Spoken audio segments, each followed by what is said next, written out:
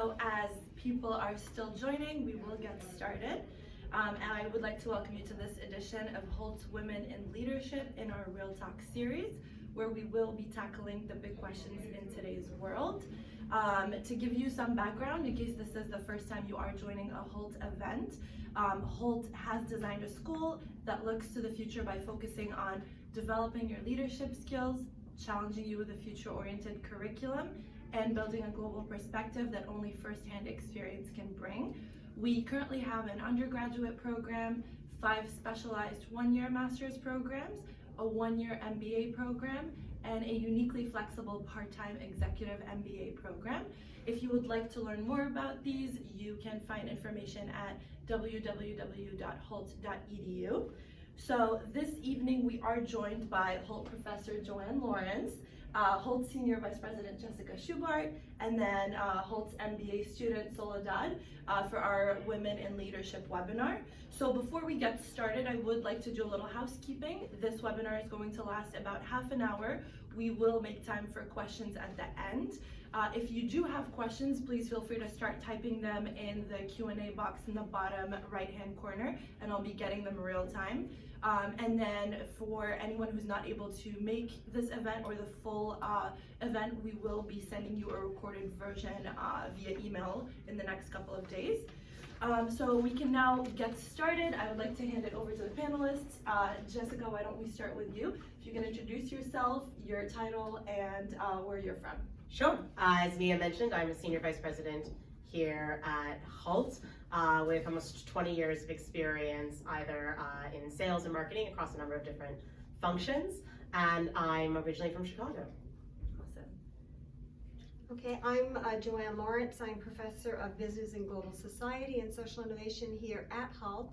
I have a very long decade corporate and consulting background. My last job was as head of corporate communications and investor relations for a major pharmaceutical company in London. And I've been with Hult.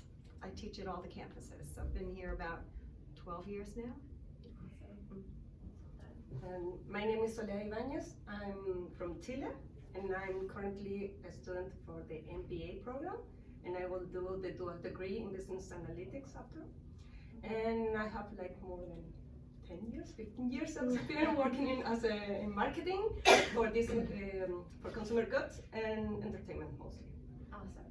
Thank you, guys. So we'll just jump right into our questions. This is more of a conversational kind of thing, so feel free to just chime in whenever you feel like it. The first question we're starting with is, how do you define leadership? Who would like to start? Sure, I guess I'll start. The professor starts. Okay, well, this is always this wonderfully big question, but I actually like Peter Drucker, who's kind of the guru of management. His definition was always, management is about doing things right. Leadership is about doing the right things. So for me, leadership is really about holistic thinking. It's about acting with integrity and courage, fairness, open-mindedness, and being the kind of person that can inspire others to do their absolute best in pursuit of a worthy goal or vision, purpose. But it's they stand out, and I think it's there, and they're usually very humble, which is always very interesting because we don't tend to think that about leadership. No, it's true, and I think inspire is one of those words that always comes up when I think about leadership. And I think the one thing about leadership that's changed and evolved over time for me is not necessarily the what it is, but really the how. Yeah. I think pretty early on in your career, you think you have to be this larger than life, really flamboyant character that's going to lead a group of people. And really it's this confident humility that often makes the most powerful leaders that we see in both business and politics and really anywhere. Awesome. They pretty much covered it. Great. So our next question is, have you always strived to be in a position of leadership?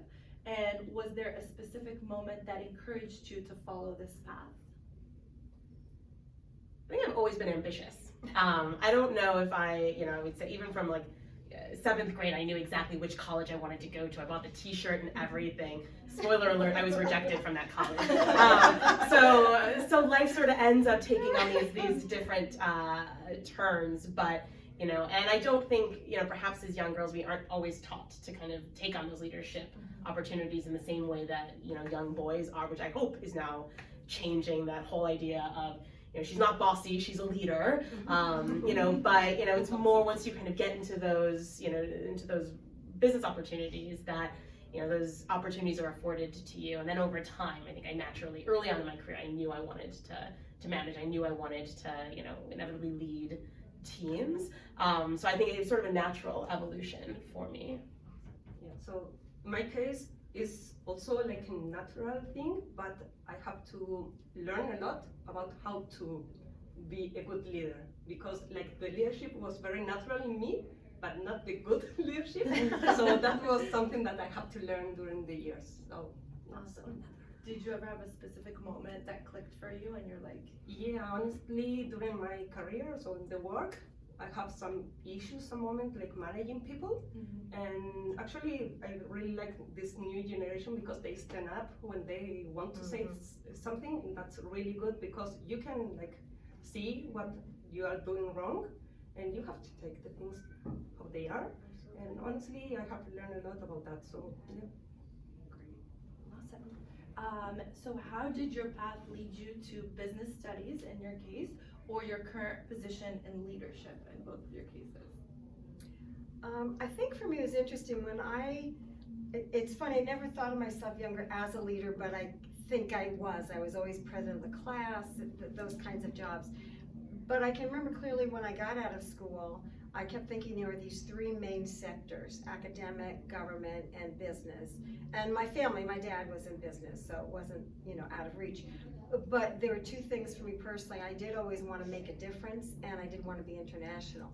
So when I looked at those three sectors, it was interesting to me. Government seemed too bureaucratic and just, I'm not political in the terms of manipulation. That's just not who I am. Academic, I love, or I wouldn't be here right now. But I almost felt like that would come later when I had something to share, which is why I so enjoy it now. But business to me got things done. That's what was so interesting to me, that once I got into business, I always tell the students, I must have been 23 when I wrote out what I thought we should do better. And then it took me to 40 before I actually got to implement it, and because I was head of the department. But it was that sort of thing. Business got things done, and I still believe this. They're a transformative force. They can change people's lives by not just what they make, but how they do it. And that's what I try to teach. Anything to add to that? Covers it? Awesome. How have you combated biases? I think this is a good one. Yeah, it's tough. I think everyone combats it at some point in their career. And I think sometimes you don't even know you're coming up against it at the time. I know early on in my career, believe it or not, it was actually another woman who gave me feedback that I didn't show my emotions enough. I didn't express my feelings enough. And only now reflecting back, I realized that this was coming from a place of very institutional bias of how a woman should act in the workplace. And the result was really me kind of taking a step back in my career, because suddenly I was being inauthentic, similar to what you were saying earlier of like, when you learn to be a good manager versus a bad manager. I think so much of it comes down to authenticity and knowing what your strengths are and how you lead. And when you have someone kind of give you that sort of feedback coming from a place of bias, it makes you question what you're doing and how you're doing it, because you don't have the confidence to kind of push back against it.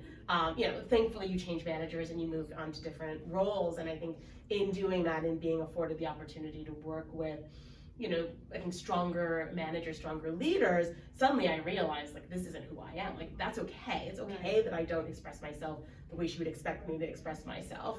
And, I think then you sort of just become more confident in yourself.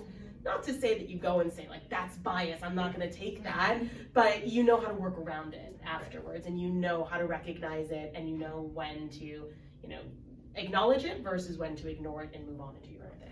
And I think that last point's extremely important, because I think one of the things I learned early on, and I think in a way I was fortunate. Most of my undergraduate was all women's schools. So when I finally got out into that big workforce, I didn't even recognize it.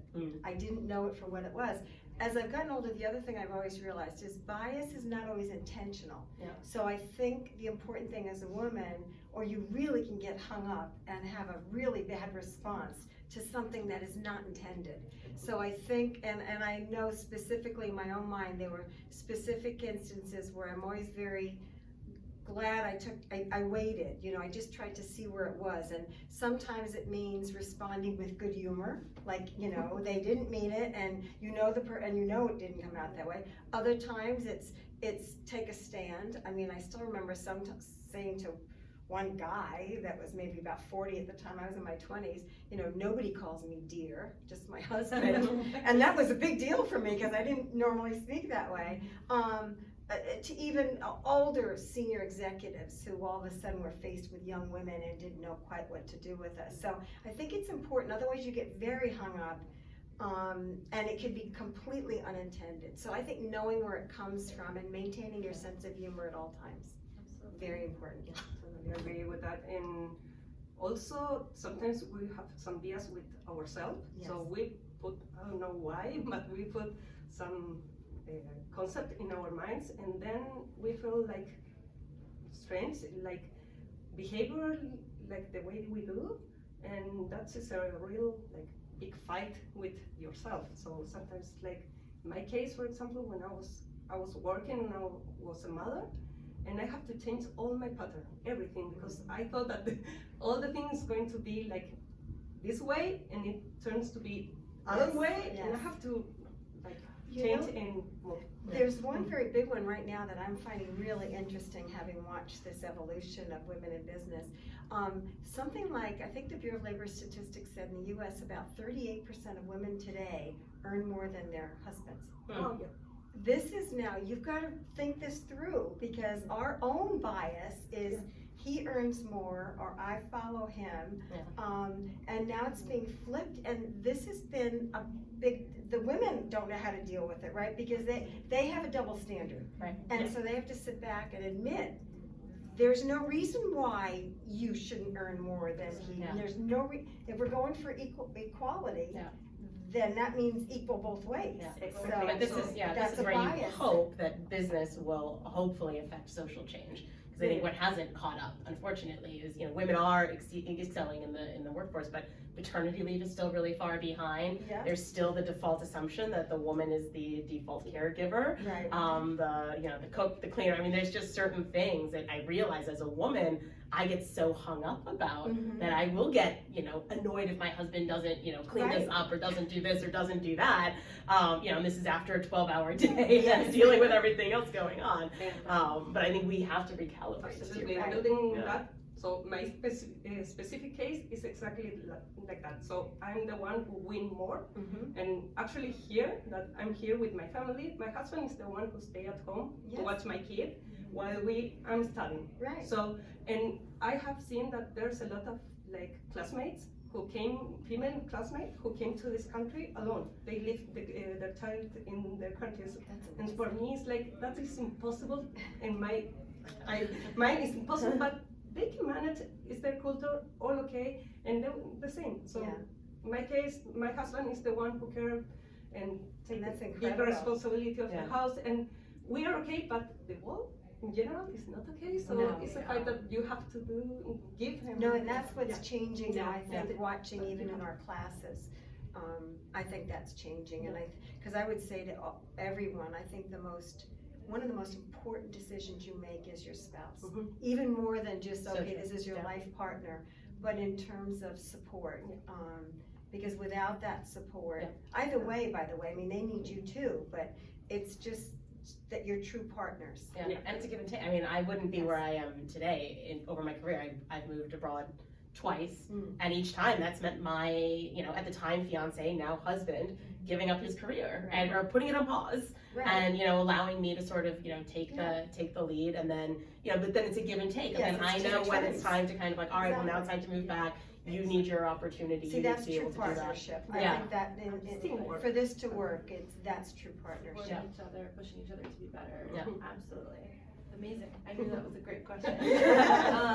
So can you pinpoint a moment that you had to overcome a challenge as a woman in leadership?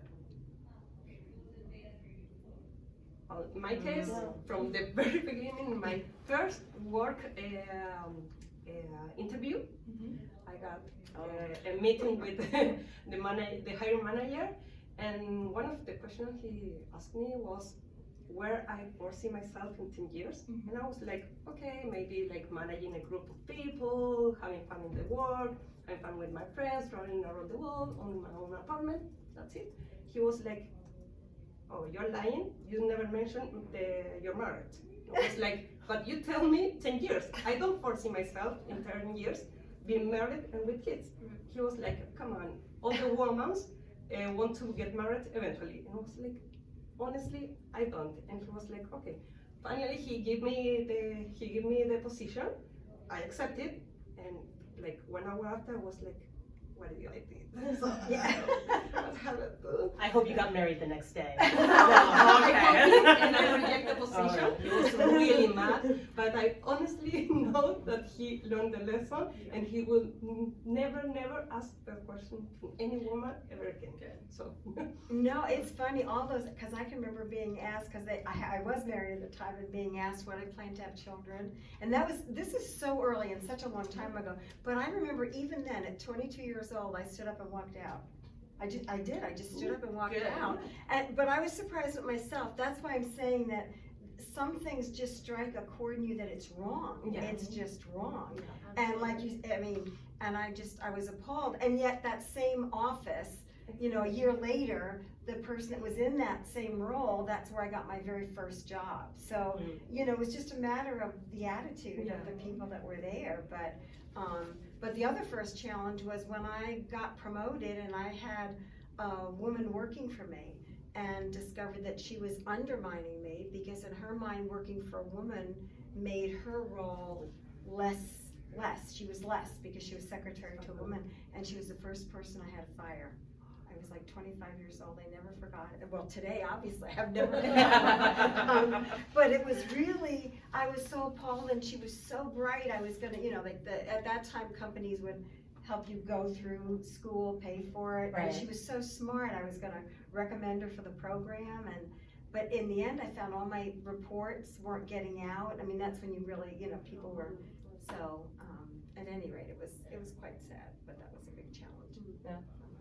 So we're gonna have one last question to wrap it up before we open it up to the Q&A. Given what you know now, what would you tell your younger self?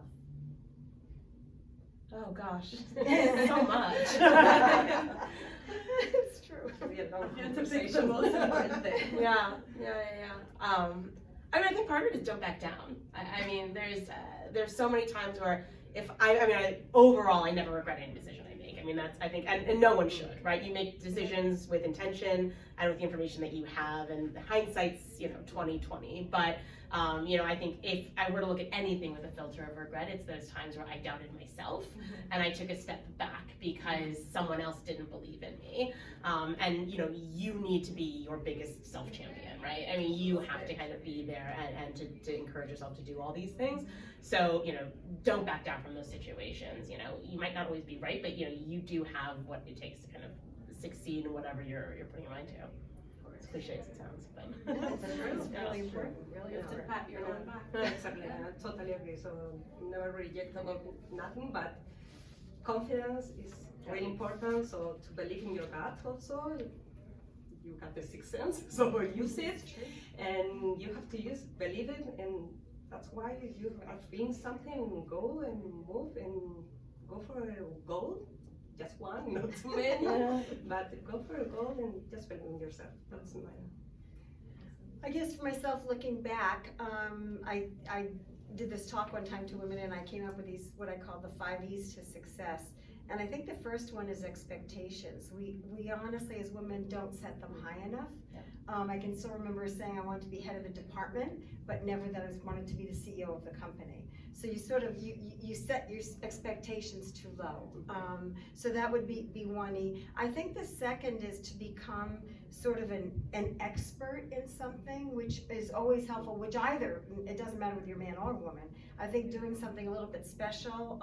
In my case, I was in corporate communications. But I really wanted to get investor relations. That was really the one that worked with the CEO. It was much more high profile. And I realized I was an English lit major, that I needed the language of business. So then to get that expertise, and the other E is education. So that's when I went for my MBA. I think environment is the other thing that's really important. And you know as soon as you walk into a company whether you belong there or not. I knew it with my first company, and I knew it with one, I always tell the students a story of one on Fifth Avenue that I thought would just be amazing, but my gut told me it wasn't right. So I think environment is one that reflects your values, where you can grow, and ideally you see other women that have succeeded. Now, it's fine to go if you don't, but just know that you're gonna probably be the pathfinder and be willing to take on that challenge. I think engagement, so really helping to build your social capital, find those people out there that you can help and they can help you. So, and I say that because it's not always about them helping you. If you can give them in return, you're setting up relationships, you're building trust. And I found that that was the most valuable thing in my career. Men trusted me. So, you know, and women trusted me. They didn't see me as a threat, because women can often be their own worst enemy. And I think the last is really this kind of energy and enthusiasm. I think energy, know what makes you happy, and try to keep that work-life balance, because at the end of the day, you know, if something happens to you, the job goes on, but the family doesn't, right? So very important. And I do think with enthusiasm, people like positive people. You know, they don't like people that are always complaining about stuff. So I think those little 5 E's would be, in my looking back, what I would suggest for young women today. Amazing, awesome. Thank you guys so much for sharing. Oh, of course. We will get to our Q&As that I am getting in real time right here. So our first question is, where do you believe the hard skills meet the soft skills, and what is the best way to develop them alongside each other? Oh, okay. You go ahead. Yeah. You're living it right now. Yeah. So in my class from today, no, but in my case, for example, hard skill today, and today was, you can learn a lot. You have the internet and you can learn a lot about hard skill. It's not so difficult. But soft skill are harder today. So to relate to other people, mostly in this international environment, is harder. So there is a point where soft skills are harder to reach, and then the hard one. And to meet them is a balance, as you mentioned. It's like life is a balance always, and you have to balance them, because you can have one with the other without the other. And it's I don't know, it's maybe a daily decision that you have to take, but it's something that you have to practice, learn, practice, and put in profile on how to. Yeah. I think, to piggyback off of that, as I mentioned earlier, it's just also knowing your strengths and being authentic to that. And you know, and those soft skills kind of come naturally when you exist within those world of strengths. But you know, for me, that intersection of hard skills and soft skills always crosses the idea of growth mindset, which we talk so much about. Like, I'm just always in a learning mode, right? I mean, if there's something I don't know, then I go down and learn it. Like, you don't necessarily always have to be in a program learning something. I mean, there's always something new you can go out and accomplish, and that can be both hard and soft skill. And then it also comes back to the humility and leadership of knowing when you aren't sort of excelling at something, and knowing when you do need to develop, and calling upon your network to help you out with that, working with your own team sometimes, of just getting feedback and incorporating that in your day-to-day. Awesome.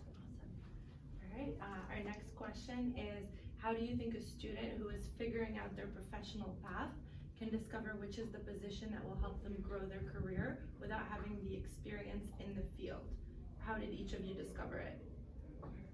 I don't know if I have discovered it yet. I think the most interesting people I know still are figuring it all out. I was a serial job quitter when I first graduated. And I always blamed it on the economy. So quick 6 months later, and the economy, I was laid off. You know, but I think, you know, it's being true to yourself, confident in who you are. as a hiring manager, I'm not always looking for hard skills. I can teach someone hard skills, right? I am looking for those qualities of leadership, for that confidence, for someone that just that fire in the belly to set the world on fire.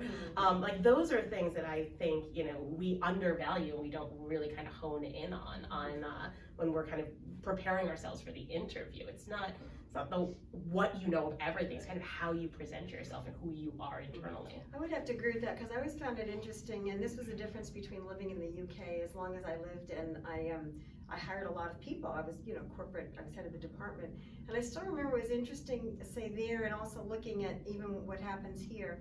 I always remember in the UK, I always looked for potential, like were they smart, did their values fit?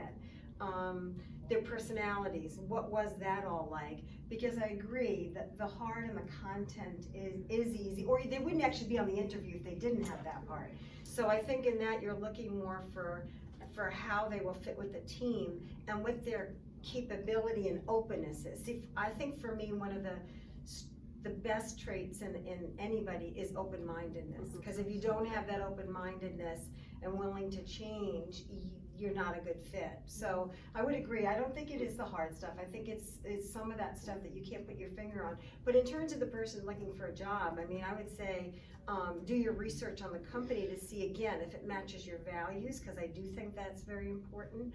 And once it does, know your field, like what are the jobs available in that specific field.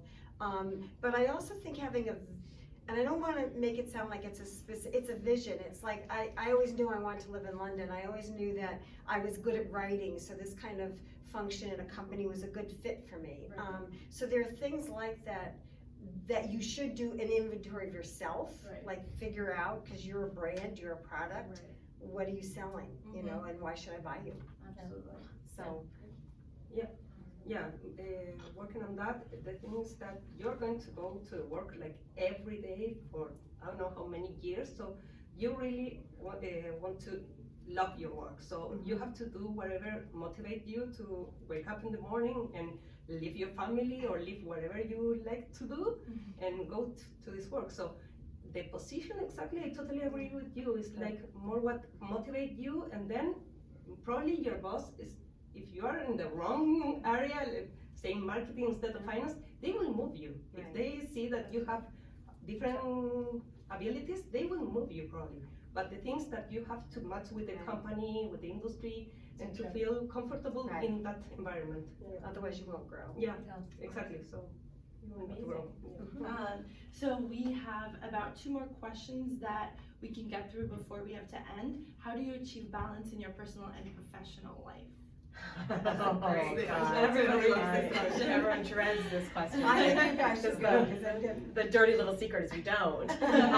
It's all about priorities. I think it's just knowing that it's a give and take. I think if we hold ourselves to the standard, I have an 18-month-old at home who's going to be 18 months on Thursday. Well, of course, I'd love to spend as much time with him as humanly possible. But you just know that there are going to be some times where work is going to take up most of your energy and most of your time. And you compensate that. I have a supportive partner, we have family in the area.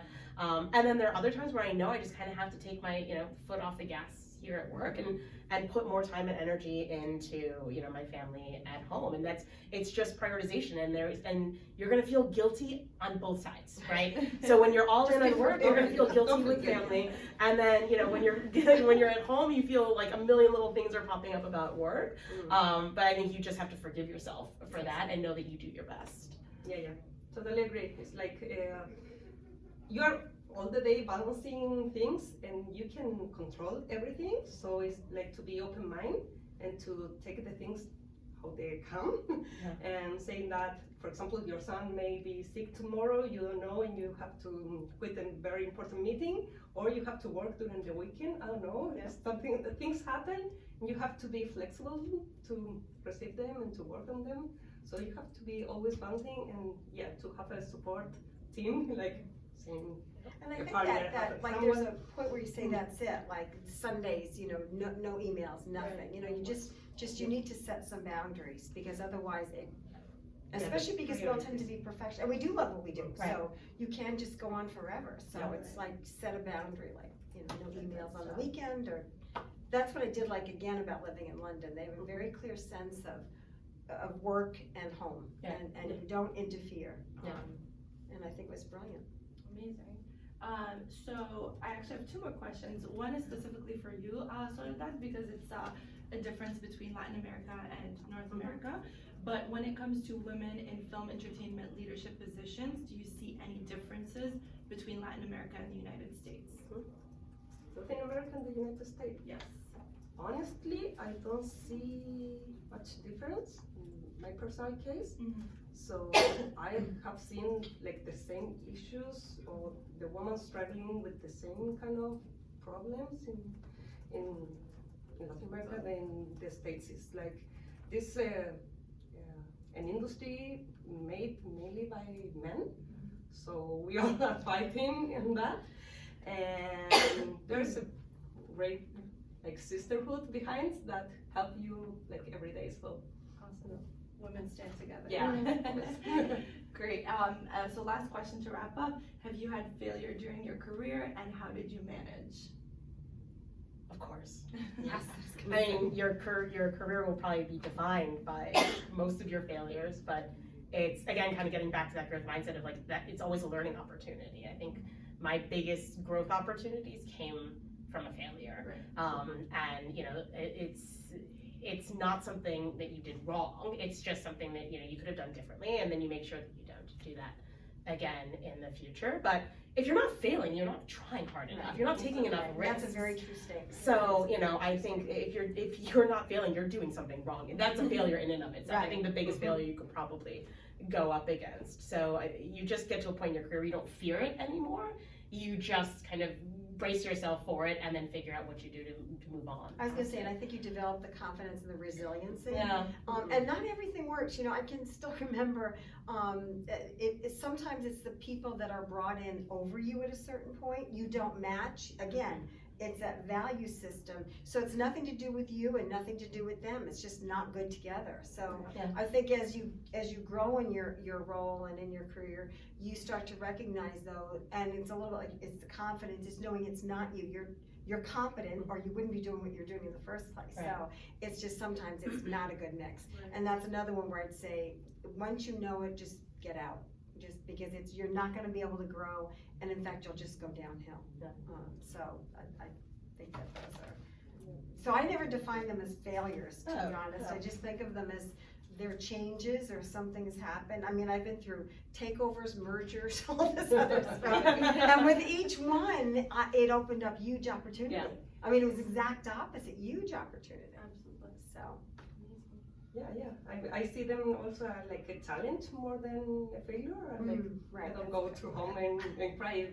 I just wake up like feeling more powerful, and I want to make it good this time. So it makes me give me energy to move. So It's like extra motivation. yeah, exactly.